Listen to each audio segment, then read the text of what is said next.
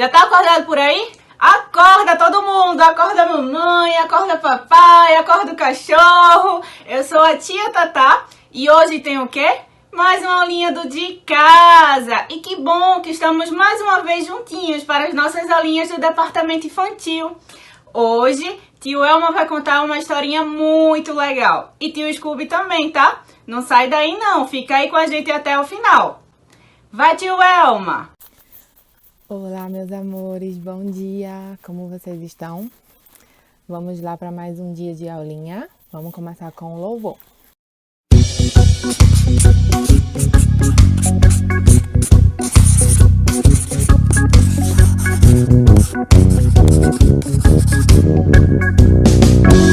Se eu fosse um elefante, com a minha tromba eu iria louvar. Se eu fosse um grande urso polar, com a minha barriga eu iria louvar. Se eu fosse um peixinho lá no fundo do mar, louvaria o Senhor sem parar de nadar. Mas nem elefante, nem urso, nem peixinho eu sou. Mas eu sou o que sou, tenho um coração, um grande sorriso e uma linda canção. Se Deus me fez assim, assim vou louvar.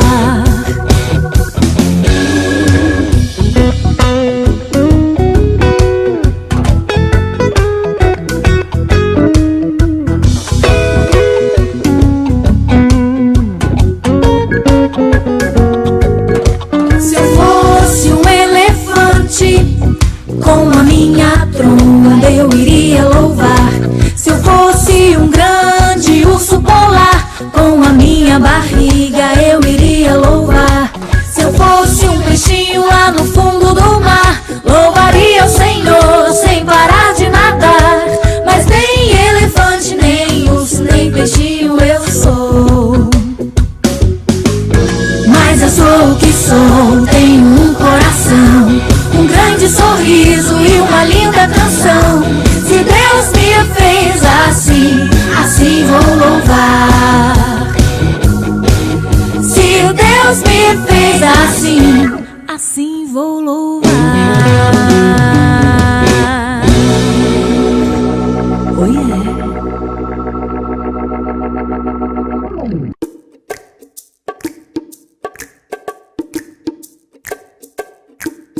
Porque Ele vive, posso crer no amanhã.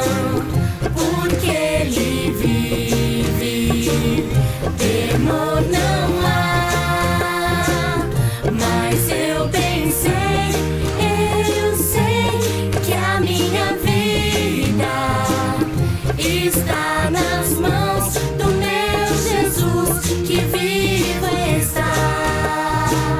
Deus enviou teu filho amado para morrer em meu lugar.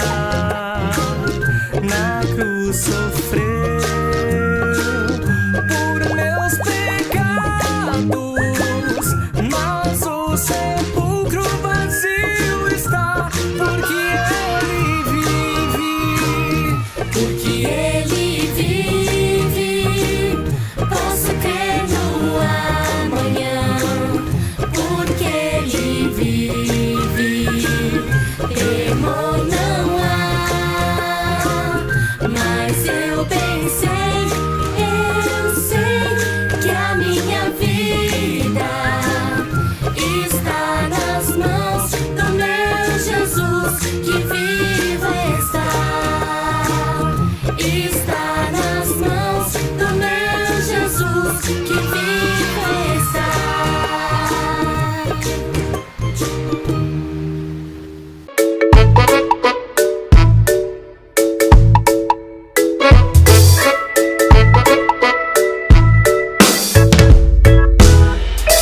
Deus está aqui, tão certo como o ar que eu respiro, tão certo como a manhã que se levanta, tão certo como eu te falo e podes me ouvir.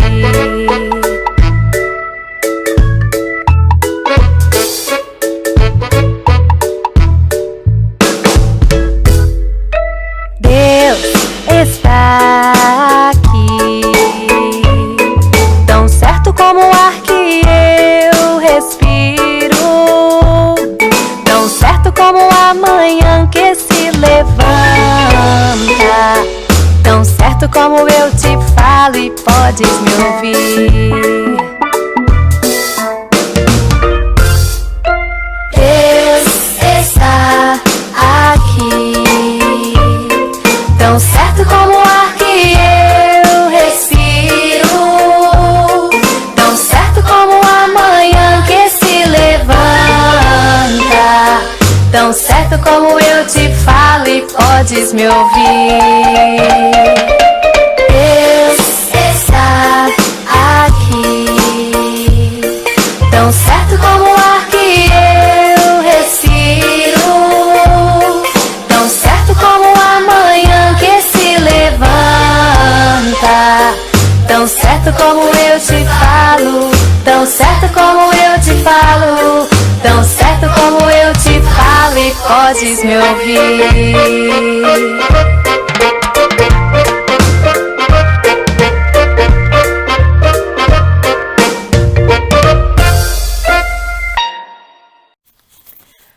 Agora vamos para a historinha. Um dia, Mordecai ficou sabendo que 2 guardas estavam planejando fazer mal ao rei e queriam matá-lo. Mordecai ficou muito preocupado e foi avisar Esther que isso iria acontecer. E Esther falou ao rei o que estava acontecendo e ele mandou investigar. E vocês não sabem o que ele descobriu. Ele descobriu que era mesmo verdade e que tinham 2 guardas tentando matá-lo. E aí o rei deu ordens para que esses guardas fossem mortos. Que horrível desejar o mal de alguém, não é verdade? Mas, além desses 2 guardas, tinha outra pessoa muito mal no palácio, que se chamava Amã. Amã era o oficial do rei e ele era alguém muito importante. Tanto que todos os servos do palácio se curvavam diante dele. E Mordecai foi o único que não se curvou, porque Mordecai era um servo de Deus. E os servos de Deus não se curvavam diante dos homens, apenas de Deus. E Mordecai foi muito corajoso em não desagradar a Deus, não é verdade? Porque ele sabia que ele se curvar diante de Amã desagradaria a Deus. E ele não queria fazer isso. Então, ele não fez. E foi muito corajoso da parte dele. E você? O que faz quando um amiguinho seu pede para você fazer algo que desagrade a Deus? A gente não faz, né? Amã ficou muito furioso com a atitude de Mordecai e decidiu não só matar Mordecai, mas matar todos os judeus do reino. O que será que ele fez para isso? Ele teve um plano terrível. Ele pediu ao rei que fizesse uma lei ordenando que todos os judeus fossem mortos. E o rei concordou. E naquela época, o rei tinha um anel que significava a sua vontade. Então, aquela lei foi escrita e o rei tirou o anel e carimbou a lei, o que significava que era a vontade dele. Então, Amã ordenou que fosse escrita uma carta informando sobre essa lei e que essa carta seria distribuída para todo o reino, informando que todos os judeus seriam mortos. E vocês não sabem quem também seria? A rainha Esther. Isso mesmo, a rainha Esther, ela era judia. Ninguém sabia, mas ela era. Então, ela também seria morta junto com todos os judeus. Todos os judeus ficaram muito tristes com essa notícia. Inclusive Mordecai, que foi para a porta do palácio e começou a rasgar suas roupas de muita tristeza.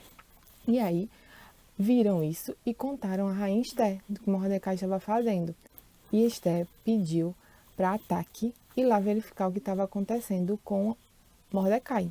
E aí Mordecai contou a ele tudo o que estava acontecendo e pediu para que Esther tomasse alguma atitude referente àquilo, para proteger o seu povo.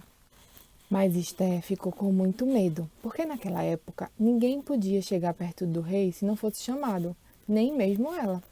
Então como é que ela faria isso? Chegaria até o rei para pedir para que aquela lei fosse cancelada se ele não a tinha chamado. Então ela ficou com muito medo de fazer isso. Mas Mordecai tinha certeza que Deus tinha um plano para o seu povo. E ele até disse a Esther que talvez por isso ela tivesse sido escolhida rainha, porque Deus tinha um plano para o seu povo. Deus também tem um plano especial para você, assim como tem para mim e assim como tem para todo mundo. Esther, ela era uma moça serva de Deus e muito obediente ao primo dela, Mordecai. E ela foi escolhida rainha dentre muitas meninas lindas do reino. Mas ela foi escolhida e ela sabia que Deus cuidava dela e que estava com ela e que a protegia de tudo. Deus tem um plano especial para sua vida, assim como tinha para de Esther. Ela foi levada ao palácio sem saber o que iria acontecer, sem saber o que Deus tinha para ela, mas ela confiava nele e sabia que ele nunca abandonaria. Lembra sempre que em todo momento e em todo lugar, Deus está sempre com você. Amém?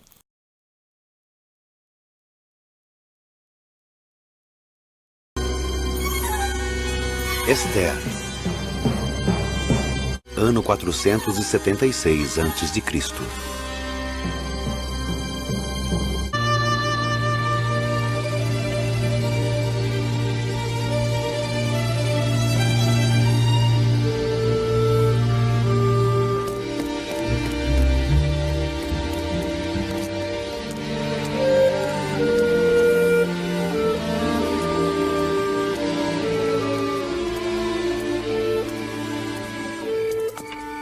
O que está fazendo aqui?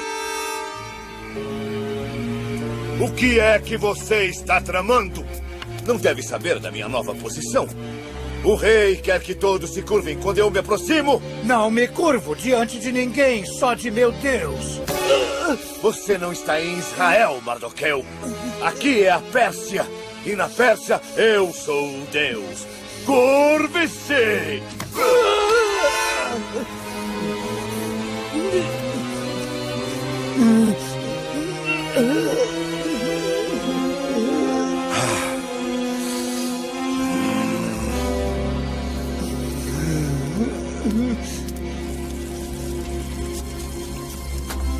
Querida rainha, pra mim está tudo bem, compreende? Mas acho que o rei não iria gostar disso. Não podemos deixar que fiquem com fome.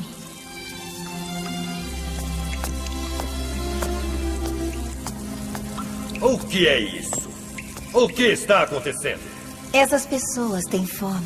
Quero todos fora daqui. Já! Desculpe. A cozinha do palácio não é lugar para mendigos. Posso falar, querido rei? Se for necessário. Se os pobres não podem vir aqui, eu posso levar comida para eles. Muita coisa é desperdiçada aqui no palácio. A senhora pode ter uma pessoa que leve, mas não fica bem para uma rainha andar perambulando pelo reino com um cesto cheio de restos. Obrigada. O senhor é generoso. Toda a minha honra, toda a minha riqueza não valem nada se Mardoqueu não se curvar perante mim. Ele é apenas um homem, Amã. Os hebreus são todos iguais. Eles adoram o seu Deus. Eles têm a sua lei. Você é o segundo no comando. Por que não faz alguma coisa? O quê? O quê? Nós não temos prisões para todos. Então, mate-os. O rei jamais permitiria. Recusar-se a reverenciar o rei é traição. E a punição para isso é a morte. Tenho certeza de que o rei pensará assim.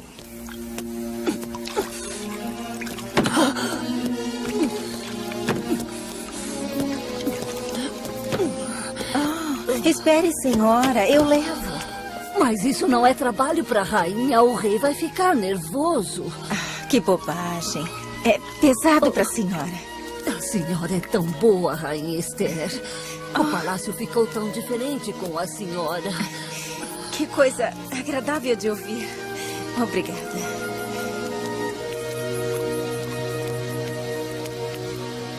Os hebreus estão tramando para destruir o seu império. É verdade, o porteiro Mardoqueu permite a entrada de espiões. Aqui está cheio de judeus. O quê? A situação é desesperadora. O seu reino corre perigo. Depois de tudo que eu fiz por eles, traidores! Mande matar seus líderes! Todos eles! Não há tempo para procurar os líderes. Faça um decreto. No 13º dia do 12º mês, todos os hebreus, velhos e jovens, mães e filhos, devem ser condenados à morte. Dou a você plenos poderes. Faça isso. Como ele fez isso? Mardoqueu disse que a mãe está por trás disso. E o que mais meu pai disse? Eu quero saber tudo. Foi só isso. Não esconda. Fale. Esther. Ele disse que você tem que procurar o rei e revelar que é judia. Não dê atenção ao seu pai. Ele estava muito nervoso. Ele não avalia o perigo que você vai correr. Vá, encontre meu pai e diga a ele para reunir todos os judeus e orarem e jejuarem por mim. Não podemos comer nem beber por 3 dias. Depois, eu procurarei o rei e pedirei pela vida de nosso povo. Esther, não pode ir procurá-lo. Você será morta. Se eu devo morrer, então morrerei.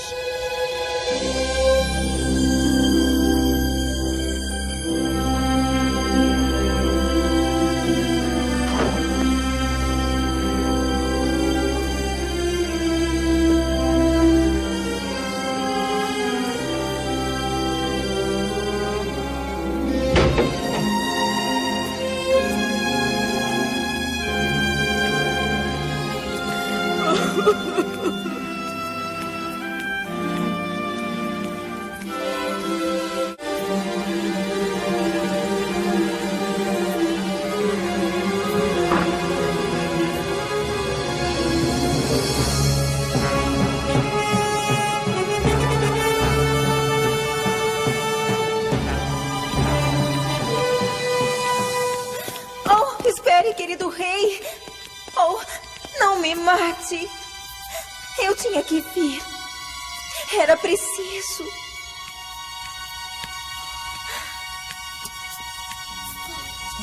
Eu nunca lhe faria nada, Esther.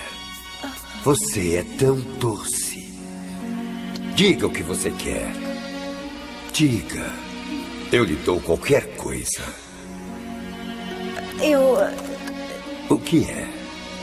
Eu quero lhe pedir um grande favor. Eu posso dar um banquete em sua homenagem? E além disso, eu gostaria que a mãe também participasse. O prazer é nosso. Um banquete em minha homenagem e oferecido pela própria rainha. Primeiro, vou tirar esses hebreus do meu caminho. Depois farei o papel de fiel conselheiro do rei. E antes que ele perceba, eu serei o rei. Fiz uma forca de 30 metros de altura. Enforcaremos os líderes primeiro. Ótimo, ótimo. Vou precisar de todo o exército. É seu. Que o mundo saiba como Assuero trata os traidores. Esther, foi um ótimo banquete. Venha, sente-se. Eu quero saber qual é o seu desejo. Amã pode ficar? Alguma coisa está incomodando, Esther. O que é? Peça qualquer coisa que quiser. O meu reino é seu se pedir. Eu não desejo o seu reino. Eu só quero a minha vida. Esther, não precisa temer pela sua vida. Está enganado, querido rei. Eu estou condenada à morte.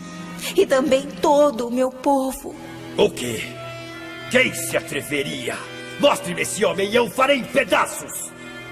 É Amã, senhor. Minha rainha, eu não... Você?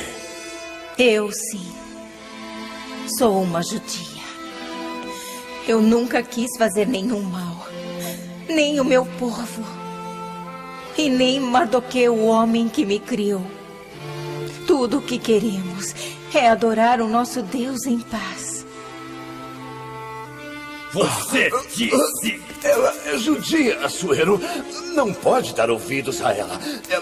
Ela quer se apossar do seu reino. Você está mentindo, Aman. Não existe alma mais bondosa do que ela. Não, Asuero.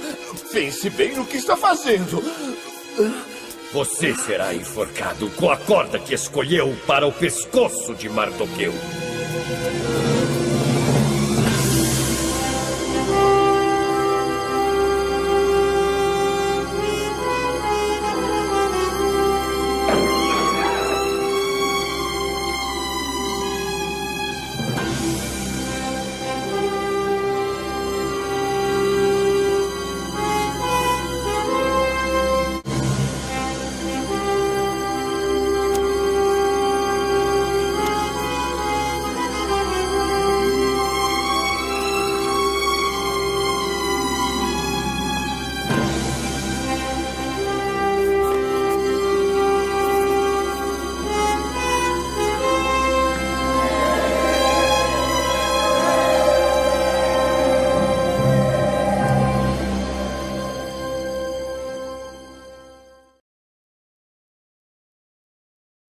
Então vamos fechar nossos olhinhos e agradecer a Deus por tudo que Ele tem feito por nós, amém? 5 dedinhos numa mão, 5 dedinhos na outra mão. Cruza os dedinhos e fecha os olhinhos. Paizinho, muito obrigada por essa aulinha incrível. Que o Senhor continue nos mostrando a sua presença, nos abençoando e nos protegendo. E que nós possamos entender que o Senhor tem um plano para nós e confiar sempre no Senhor. Abençoa a nossa casa, nossa família e todos os nossos amiguinhos. Em nome de Jesus, amém. E a tarefinha de hoje é você fazer um desenho bem bonito da historinha de hoje. O que você mais gostou nela, beleza? Eu espero que vocês estejam muito bem e espero que logo, logo a gente possa se encontrar, tá bom? Um beijo grande e até a próxima aula. Que linda aulinha, tio Elma. Muito obrigada. Deus te abençoe. Um beijo. Agora, turminha, vamos mais uma vez para o nosso momento de louvor? Vai, tio Mateus! Vamos para mais um momento de louvor.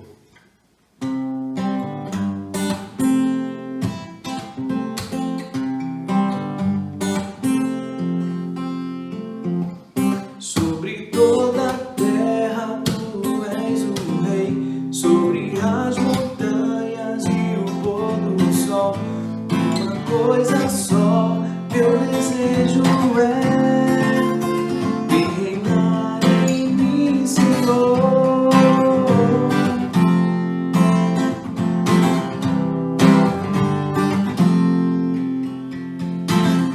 Sobre o meu pensar, tudo que eu falar faz-me refletir a beleza que há em ti. Tu és para mim mais que tudo aqui. Vem reinar de novo em mim, reinar em mim com o teu poder sobre a escuridão, sobre os sonhos meus. Tu és o Senhor de tudo que sou. Vem reinar em mim, Senhor.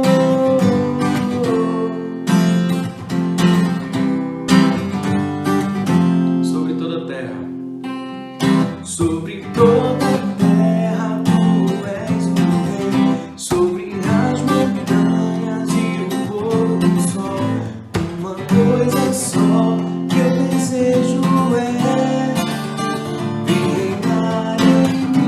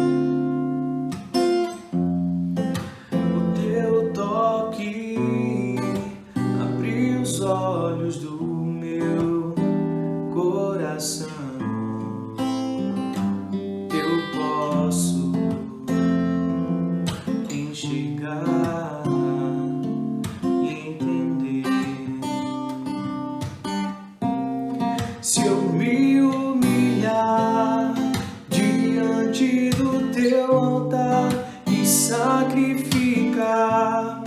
aquilo que me custar. Tu inclinarás os seus ouvidos ao meu clamor. Mas vale um dia no centro do teu querer que toda a vida sem jamais te conhecer. Tu és minha fonte, minha colheita, minha herança.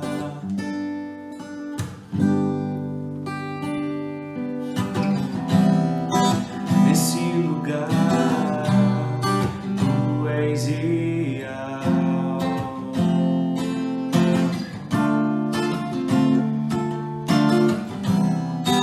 Vou me entregar totalmente,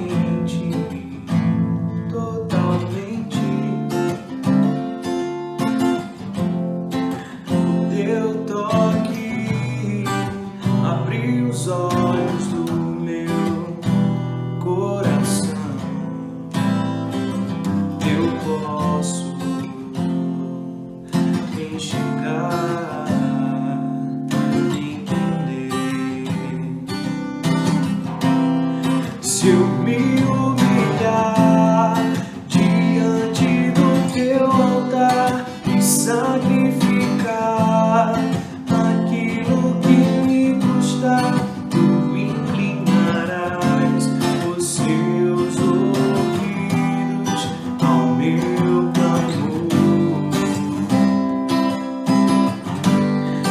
Mas vale um dia no centro do teu querer que toda a vida sem jamais te conhecer. Tu és minha fonte, minha colheita, minha herança.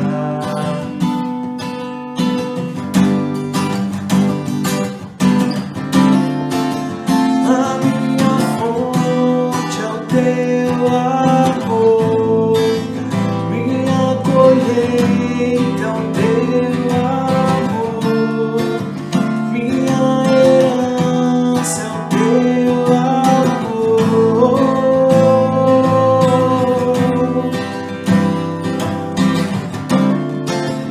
A minha fonte é o teu amor, minha colheita é o teu amor, minha herança é o teu amor. Se eu me humilhar diante do teu altar e sacrificar aquilo que me custar, tu inclinarás os seus ouvidos ao meu clamor. Mas vale um dia no centro do teu querer que toda a vida sem jamais te conhecer. Tu és minha fonte, minha colheita, minha herança.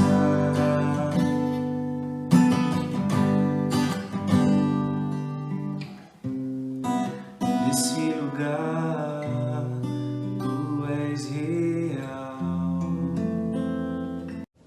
Muito obrigada, tio Mateus. Deus continue te usando e te abençoando. Um beijo. E agora sim, turminha. Vocês já sabem quem vem por aí? Tio Scooby! Vai, tio Scooby! Oi, turminha. Graças a Deus, mais um domingo. E aqui estamos para aprender um pouco mais da palavra do Senhor. Hoje vou compartilhar com vocês a história de um dos personagens que mais gosto da Bíblia. Foi ele que discipulou um dos personagens que antes era temido e perseguido e matava cristãos. Imagina só, aquele que antes fazia o mal se encontrasse com você dizendo que havia se convertido. Muitos poderiam ter tido medo, muitos poderiam ter medo. Mas o personagem de hoje não teve esse medo. Confiou em Deus e estendeu a mão ao Paulo. Isso. Paulo, que antes perseguia e matava, quando se converteu, muitos tinham medo e desconfiavam disso. Já esse personagem de hoje, não. Ao contrário, discipulou Paulo, levou Paulo em suas viagens missionárias e ajudou Paulo a amadurecer na fé. O personagem que eu quero falar hoje com vocês é o Barnabé, ou apenas José, nome que tinha recebido de seus pais. Ele teve seu nome mudado para Barnabé pelos apóstolos, depois que Barnabé vendeu todos os seus bens e deu aos apóstolos lá em Jerusalém. Barnabé tem um certo significado no nome em aramaico como filho do profeta. No entanto, o texto que lemos no livro de Atos, que é de origem grega, Atos 4, versículo 36, explica o nome com o significado de o filho da exortação, ou o filho da consolação. Barnabé, pessoal, foi um dos primeiros profetas e professores da igreja em Antioquia. Lucas, inclusive, fala dele como um bom homem. Ele nasceu de pais judeus, da tribo de Levi. Sua tia era mãe do João Marcos, aquele que amplamente é conhecido como o que escreveu o Evangelho de Marcos. Imagina só, Barnabé discipulou 2 apóstolos, Paulo e Marcos. Grande discipulador, por isso que eu curto o Barnabé. Barnabé, turma, era natural de Chipre. Ele possuía terras que acabou vendendo e doando todo o dinheiro para a igreja em Jerusalém. Quando Paulo regressou a Jerusalém, depois da sua conversão, Barnabé o levou até os apóstolos. Existe uma possibilidade, inclusive, que os dois tenham, inclusive, estudado juntos na escola de Gamaliel, que era um filósofo da época. E quando a igreja de Antioquia começou a crescer e ter prosperidade, os apóstolos, então, enviaram Barnabé para supervisionar e cuidar desse crescimento tranquilo dentro da palavra do Senhor. Ele viu que era um trabalho muito extenso e pesado. O que é que Barnabé fez? Foi até Tarso buscar Paulo para ajudá-lo. Paulo, então, voltou com ele para Antioquia e trabalhou um ano inteiro lá. No final desse período, os dois foram para Jerusalém, com as contribuições que a igreja de Antioquia havia feito para os membros mais pobres de Jerusalém. Eles levaram esse dinheiro para os apóstolos. Pouco tempo então depois, eles voltaram, trazendo agora com eles João Marcos, o primo de Barnabé, o apóstolo Marcos que escreveu o Evangelho. Eles foram designados para serem missionários na Ásia Menor. Visitaram Chipre e algumas principais cidades de lá, como a Panfilha, Pisídia e a Lacônia. Depois da conversão de Paulo de Tarso ter ganho mais destaque, a gente começa a perceber que no texto bíblico, ao invés de lermos Barnabé e Paulo, como víamos em alguns textos, agora lemos Paulo e Barnabé.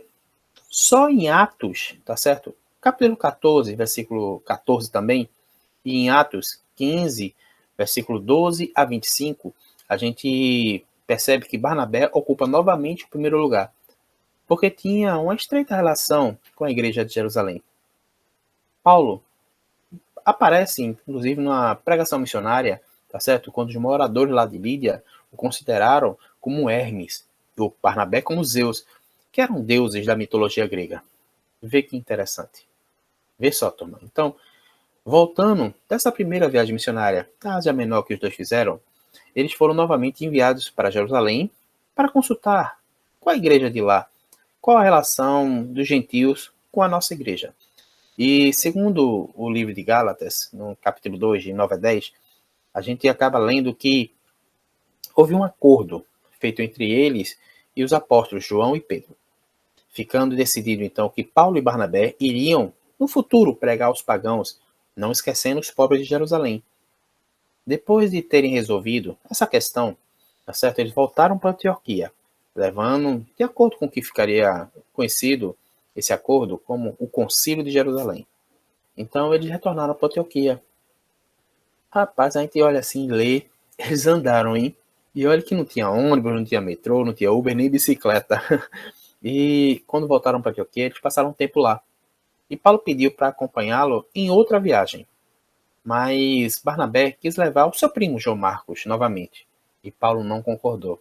Porque na primeira viagem missionária houve uma questãozinha, um probleminha, onde eles correram risco de vida e o Marcos ficou com medo e fugiu. Então Paulo não queria mais viajar com o João Marcos. O que é que aconteceu? Eles acabaram decidindo e conversaram. E Paulo tomou uma rota e Barnabé tomou outra, tá certo? Paulo ficou com Silas como companheiro de viagens, e ambos percorreram a Síria e a Sicília. Já Barnabé, com seu primo, tá certo, o João Marcos, foram para Chipre. A gente vê isso lá em Atos 15. Barnabé, ele não é mencionado novamente por Lucas em Atos. No entanto, sabe-se que ele continua a trabalhar como missionário. E quando Barnabé foi à Síria e a Salamina pregando o evangelho, alguns judeus, irritados com o extraordinário sucesso do Barnabé, caíram sobre ele. Quando ele estava pregando na sinagoga, arrastaram-o para fora e o apedrejaram até a morte. Que triste, hein? Que coisa. E seu primo, João Marcos, escapou, e aí depois ele acabou sepultando o Barnabé, tá certo? Em uma caverna, onde permaneceu até a época do imperador daquele momento, que era o Zenão I, em 485. Seus restos mortais depois foram encontrados em 488 e levados para um mosteiro que foi construído e colocado o seu nome, lá em Salamina, no Chipre, onde o seu túmulo está até hoje. Esse personagem Barnabé, que eu já estou trazendo, foi muito importante para a história da nossa igreja. Porque não somente discipulou 2 apóstolos, como o Paulo e o Marcos, ele também ensinou a se doar para a igreja. Não somente a questão financeira, já que ele doou todos os seus bens, mas ele se doou ao ministério de pregar o evangelho e discipular as pessoas. A partir do seu ministério, juntamente com Paulo, os gentios puderam ter acesso e entrar na igreja. Os judeus convertidos aceitaram os gentios. Através do discipulado de Barnabé a Paulo, Paulo pôde depois levar a igreja para o Ocidente e a igreja chegar até nós. Mas antes de terminar, eu queria que você ouvisse essa linda música, que é baseada na vida do Barnabé, onde esses 3 grandes músicos do Senhor juntos cantam essa música. Tá certo? Ouve e depois a gente faz uma oração. Fica bem, a gente passa bem, o outro carestia. Ainda mais quando se sabe que fazer e não se faz. Como fruto do amor de Cristo, fruto do seu compromisso, vendeu um homem o que tinha e repartiu. Era o seu nome, Barnabé, natural de Chipre, também chamado de José das Consolações, homem bom e piedoso, cheio de fervor e fé, homem de Deus.